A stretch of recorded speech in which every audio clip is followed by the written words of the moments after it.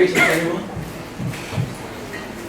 One of the reasons I am alive today is because I buried a knife in my father's ignorant head after he had burst into my bedroom, dragged my mother out of the bed she and I slept in, threw her down the stairs, tied her to a chair she could easily have freed herself from had she tried, and beat her to death with the Pyrex dish she always used for shepherd's pie for Monday's tea.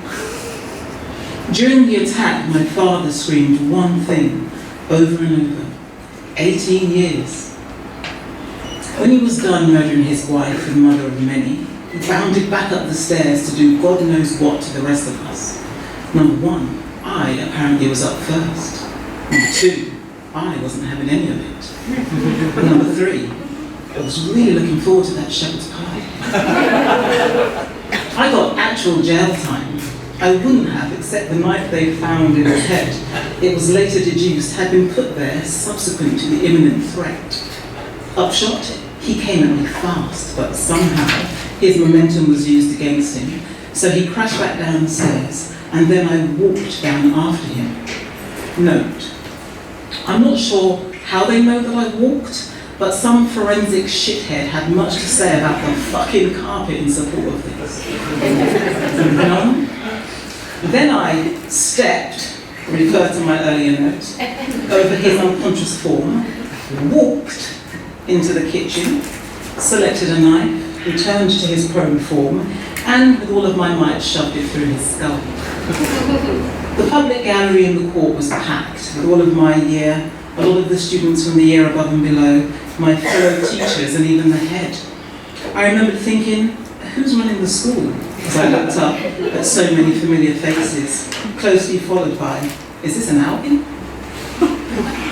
The prosecution told the jury that I was calm, even though I had just heard him kill Mum with a Pyrex dish, a dish incidentally that didn't break.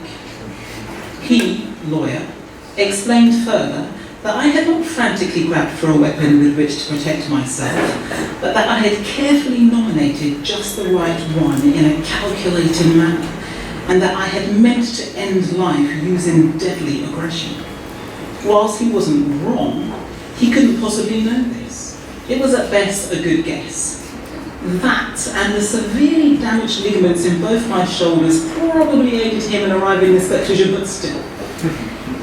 Actually, it was mostly this. I really went for it.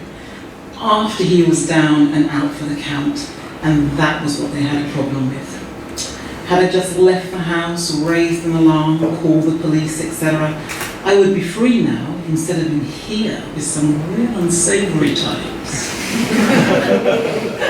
The judge, when he sentenced me, had much to say about my attitude. He actually meant my behaviour, because attitude is an internal element of a personality that, whilst impacts on behaviour, those external to someone have usually no knowledge of. That being said, he still had much to say about this unknown factor, but very little about the abuse visited upon me at my father's hand hitherto the incident. I'm not sure why this surprised me, considering the dude rocked up to work in a wig and a dress. The events of that day led me to be detained in an environment akin to the Centurions movie franchise, but with rape. You might wonder how girls go about raping other girls. I have one word for you: creatively. My arrival had stirred interest, and I later learned that my having killed my father had earned me advanced status. The male officers, screws, a very apt name for them, also eyed me cautiously. I had killed a man, one of them. So, I outrageously eyeballed everyone, and every gaze that met mine faltered, but one. Thank you.